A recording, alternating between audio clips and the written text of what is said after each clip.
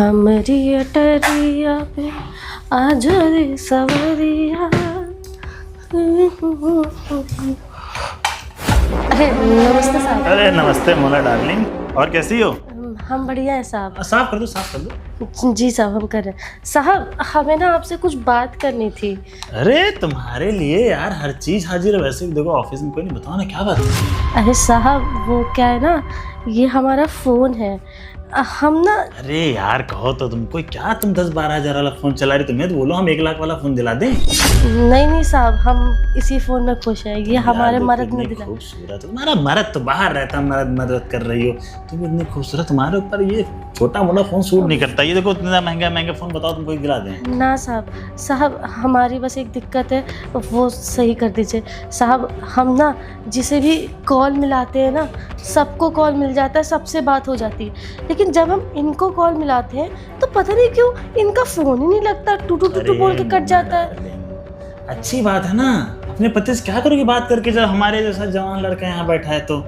नहीं साहब, 6 महीने हो गए हमने इनकी आवाज़। अच्छा, दो इमोशनल अत्याचार ना करो, लाओ मिला है। हाँ सर, यहाँ खड़ी सही हो कर दीजिए साहब प्लीज़ हमारा फ़ोन।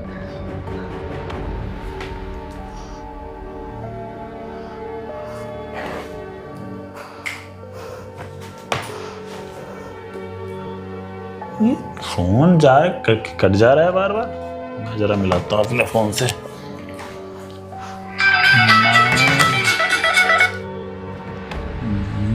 522310। साहब हमारे पति का नाम है रवि। अरे बिल्कुल बिल्कुल, तभी तो। मैं जरा बाहर बात करके आता हूँ, ठीक है? जी सर। वैसे भी ना ये नॉलेज मेरे छोटे भाई को ज़्यादा है, ठीक है? ठीक है साहब, हम वेट कर रहे हैं। अब साहब गए हैं फ़ोन लेके हमारा। अब पक्का वो अपने छोटे भाई से कह के ना हमारा फ़ोन सही करा देंगे, फिर हमारी इनसे बात हो जाएगी। अम्मा भी कितनी परेशान हो रही है, इतना टाइम हो गया है ना इनसे बात हो पा रही है, ना इनका कुछ अता पता है कि है भी ठीक कि नहीं है। एक बार जल्दी से साहब फ़ोन सही करा दें, फिर हमारी इनसे बात हो जाएगी ना, तभी दिल को सुकून मिलेगा। तब तक ना मैं काम कर लेती हूँ। हाँ बेबी, मैं तुमसे मिलने आ जाऊँगा, परेशान ना हो। ये किसका कॉल आ रहा है प्राइवेट नंबर से? हेलो। हेलो, रवि बोल रहे हो भाई? हाँ भाई, मैं रवि ही बोल रहा हूँ। तुम्हें पता है कि तुम्हारी एक वाइफ है और वो एक ऑफिस में झाड़ू पोछे काम करती है? भाई सुनो, मेरी ना एक गर्लफ्रेंड है और उस मोना को मैं नहीं जानता, ठीक है ना? ओह अच्छा, तो तुमने वहाँ पे नई गर्लफ्रेंड बना ली, सही है। वैसे भी कहाँ तुम शहर वाले और वो कहाँ गांव की ठहरी बेचारी एक भोली भाई लड़की। तुम्हारे स्टैंडर्ड से उसका स्टैंडर्ड मैच नहीं होता है ना। तुमको कहाँ स्टैंडर्ड वाले लोग पसंद आते होंगे, छोटे छोटे कपड़े पहनने वाली लड़कियाँ पसंद आती होंगी, क्लब जाना पसंद होगा, पार्टी करना पसंद होगा। और बेचारी तुम्हारी वो बीबी, वो तो झोपड़पट्टी में रहने वाली, दूसरे घर में झाड़ू पोछा करने वाली, तुमको कहाँ पसंद आएगी? और वैसे भी तुमने बिल्कुल सही किया, वो लड़की तुम्हारे साथ पूरी जीवन रह भी ना पाती, ख़राब कर लेती, अपना भी जीवन तुम्हारा भी जीवन। तुम वहाँ पे शहर में हो, खुश हो, तो ये बेचारी क्या कर रही है, यहाँ पे अपना झाड़ू पोछा करती है, 10-12 हज़ार रुपये कमाती है, लेकिन हाँ तुम्हारा बहुत इंतज़ार करती है। मैंने उसको समझाया था, बेचारे तुम क्यों उसका इंतज़ार कर रही हो, तुम भी एक काम करो, दूसरा कोई अच्छा लड़का देख के तुम भी शादी कर लो। लेकिन नहीं, बता रही थी मैं बेचारी उससे बहुत प्यार करती हूँ और उसका इंतज़ार करूँगी। लेकिन वो बेचारी क्या जाने कि तुमने वहाँ अपनी नई गर्लफ्रेंड बना ली है। और वैसे मैं तुमसे एक बात बोलूँ, मैं भी शादीशुदा हूँ, मेरे शादी को ना 5 साल हो गए और मैंने भी लव मैरिज की थी। लेकिन हाँ, मेरी बीबी ना मेरा बहुत ख्याल रखती है। घर जाता हूँ तो मेरे लिए खाना बना कर रखती है, मेरे कपड़े प्रेस करती है, सारे बिस्तर साफ़ सुथरे करके रखती है। शादी करके बीबी के साथ रहने में ना एक अलग ही मज़ा है। लेकिन तुम तो अपनी गर्लफ्रेंड साथ रहते हो, और वैसे भी मुझे लगता है कि तुम अपनी गर्लफ्रेंड से शादी भी कर लोगे, आराम से पूरी अय्याशी करोगे। तो ये बेचारी यहाँ पे तुम्हारा इंतज़ार कर रही है। मैं इससे बोल देता हूँ कि तुम्हारा इंतज़ार करे ना, और वैसे भी इंतज़ार करने से कोई फ़ायदा ही नहीं है। तुमको स्टैंडर्ड लड़की पसंद है, और बता रही थी कि तुमने दहेज में इससे 2 लाख रुपए मांगे थे। हाँ, बेचारी के पास पैसे नहीं थे ना, तो शायद इसीलिए तुम वहाँ पे काम धाम करने गए हो। लेकिन हाँ एक बात बोलूँ भाई, बीवी ना बीवी होती है। तुम अपनी गर्लफ्रेंड से भी शादी कर लोगे तो भी तुम्हारी बीवी बन जाएगी। लेकिन एक बात बोलूँ भाई, शहर की लड़कियाँ ना शहर की लड़कियाँ होती हैं और गांव की लड़कियाँ गांव की होती है। जो गांव की लड़कियाँ प्यार दे सकती हैं ना, वो शहर की लड़कियाँ नहीं दे सकती हैं। शहर की लड़कियाँ तब तक तुम्हारे साथ हैं जब तक तुम्हारी जेब में पैसा है। जब तुम्हारी जेब में पैसा नहीं रहेगा तो तुम्हारी गाँव की लड़की आ जाएंगी, क्योंकि इनको दिल से प्यार होता है, मर्द के जज्बातों से प्यार होता है, उसके धन दौलत से प्यार नहीं होता है। यार एक गाँव की लड़की को तो सिर्फ यही चाहिए होता है कि उसका मर्द उसके साथ रहे, उसके दुख सुख में साथ रहे, उसको थोड़ी बहुत ज़्यादा महंगी नहीं सस्ती साड़ी पहनाए। शहर की लड़की को क्या पसंद होता है? महंगे महंगे क्लबों में जाना, महंगी महंगी पार्टियाँ करना, महंगे महंगे ड्रेस पहनना। लेकिन खैर मैं तुमसे बातें क्यों कर रहा हूँ, वो तो पगली फालतू में तुम्हारा इंतजार कर रही है। एक काम करता हूँ कि जाके उसको बोल देता हूँ मैं कि तुम आने वाले हो नहीं, तो तुम्हारी एक गर्लफ्रेंड है बेचारी तुम्हारे इंतजार में फालतू में परेशान हो रही है, वो भी किसी से लड़का उड़का किसी को देख के पसंद करके शादी कर ले। हाँ भाई तुम बिल्कुल वहाँ रहो, ठीक है भाई, रखता हूँ। बहुत देर हो गई है, पता नहीं साहब अभी तक आए ही नहीं है। फ़ोन सही हुआ भी कि हमारा नहीं हुआ, पता नहीं। ये तो साहब भी ना, पता नहीं क्यों हमें ऐसा लगता है कि साहब ना हम पे लाइन मारते हैं, इस तरीके से हमसे बात करते हैं। कभी कभी तो हमें शक होता है कि कहीं कुछ गलत तो नहीं है। अरे नहीं, वो कहाँ और हम कहाँ, वो हमारे मालिक हैं, वो थोड़ी ना ऐसा कुछ कर सकते। वो ऐसे ही करते होंगे, बड़े लोग बात ही ऐसे करते हैं। छोड़ तू भी कहाँ ध्यान दे रही, काम कर, बैठ जाओ। क्या करूँ, साहब की कुर्सी तो बड़ी अच्छी है, थोड़ी देर बैठ के देख लो क्या। वैसे भी साहब कौन सा भी आ रहे हैं फ़ोन बनवाने गए, बैठ ही जाती थोड़ी देर। आहा क्या मस्त लग रहा है, एकदम बैठ के एकदम आनंद आ रहा है, इतनी अच्छी कुर्सी है। अरे मोना डार्लिंग। जी साहब। अरे क्या हुआ?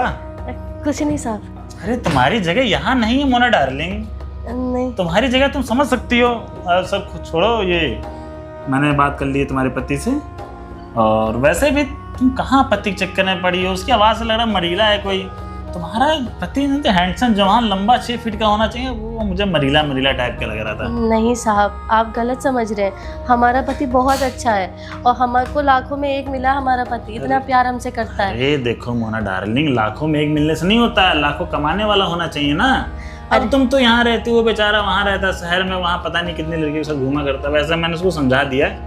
देखो कॉल भी आ गई, हमारे पति का कॉल आ रहा है। साहब हम बात कर लें? हाँ बात कर लो भैया, हमारा पत्ता तो कटे है। शुक्रिया साहब। हेलो, अरे कहाँ हैं आप? आपको पता है हम कब से आपका इंतजार कर रहे हैं, पूरे 6 महीने हो गए, ना आपका कोई फोन आया है, ना आपने अपनी कोई खबर भेजी है हमें। आपको पता है अम्मा कितना परेशान हो रही थी, इस वजह से अम्मा की तबीयत भी खराब हो गई। आपको बताना चाहिए था ना। आप ठीक है ना? आपको कोई दिक्कत तो नहीं है ना? अच्छा, तो आप ये बताइए ना, आप तो हमसे मिलने आने वाले थे, अब कब आएंगे हमसे मिलने? आ रहे हैं आप हमसे मिलने? ठीक है, हम ना आपका इंतजार करेंगे, आप ना जल्दी से मिलने आइएगा और प्लीज इस बार आ जाइएगा, हम बहुत समय से आपका इंतजार कर रहे हैं। हाँ, अम्मा भी कह रही थी कि आपकी शक्ल नहीं देखी है। जी, ठीक है, हम इंतजार करेंगे। हाँ, हम रखते हैं, अपना ध्यान रखिएगा। राम राम। हमारे पति से इतने टाइम बाद हमारी बात हो गई, सब कुछ हमारे साहब की वजह से हुआ है। एक काम करते हैं, हम अभी जाते हैं, हम साहब को ना शुक्रिया अदा करते हैं और अम्मा को ये खुशखबरी देते हैं कि ये आ रहे हैं। Camera action. बहुत देर हो गई है, पता नहीं साहब अभी तक आए ही नहीं है। फ़ोन सही हुआ भी कि हमारा नहीं हुआ, पता नहीं। लाइन मारते हैं। ये तो साहब भी ना, पता नहीं क्यों हमें ऐसा लगता है कि साहब ना हम पे लाइन मारते हैं, इस तरीके से हमसे बात करते हैं। कभी कभी तो हमें शक होता है कि कहीं कुछ गलत तो नहीं है। अरे नहीं, वो कहाँ और हम कहाँ, वो हमारे मालिक हैं, वो थोड़ी ना ऐसा कुछ कर सकते। वो ऐसे ही करते होंगे, बड़े लोग बात ही ऐसे करते हैं। छोड़ तू भी कहाँ ध्यान दे रही, काम कर, बैठ जाओ। क्या करूँ, साहब की कुर्सी तो बड़ी अच्छी है, थोड़ी देर बैठ के देख लो क्या। वैसे भी साहब कौन सा भी आ रहे हैं फ़ोन बनवाने गए, बैठ ही जाती थोड़ी देर। आहा क्या मस्त लग रहा है, एकदम बैठ के एकदम आनंद आ रहा है, इतनी अच्छी कुर्सी है। अरे मोना डार्लिंग। जी साहब। अरे क्या हुआ? कुछ नहीं साहब। अरे तुम्हारी जगह यहाँ नहीं है मोना डार्लिंग, नहीं। तुम्हारी जगह तुम समझ सकती हो। सर खुद छोड़ो, ये मैंने बात कर ली है तुम्हारे पति से, और वैसे भी तुम कहाँ पति के चक्कर में पड़ी हो? उसकी आवाज़ से लग रहा मरीला है कोई। तुम्हारा पति तो हैंडसम जवान लंबा 6 फीट का होना चाहिए, वो मुझे मरीला मरीला टाइप का लग रहा था। नहीं साहब, आप गलत समझ रहे हैं। हमारा पति बहुत अच्छा है और हमारे को लाखों में एक मिला। हमारा पति इतना प्यार हमसे करता है। अरे देखो मोना डार्लिंग, लाखों में एक मिलने से नहीं होता है, लाखों कमाने वाला होना चाहिए ना।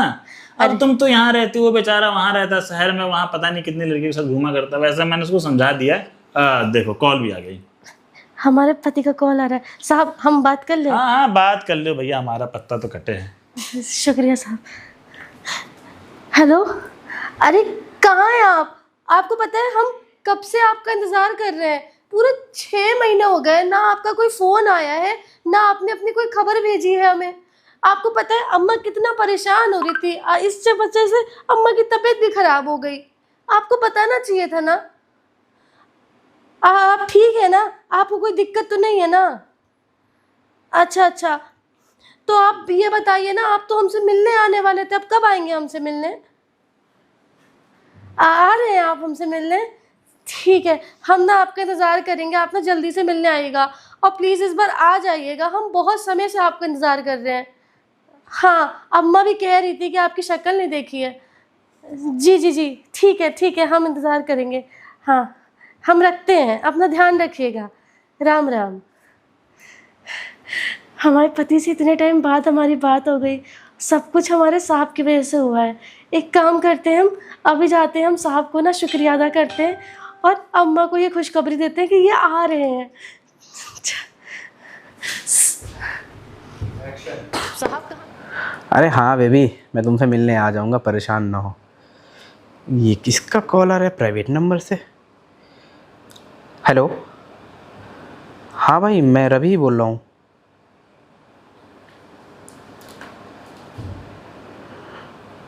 भाई सुनो, मेरी ना एक गर्लफ्रेंड है और उस मोना वोना को मैं नहीं जानता, ठीक है ना?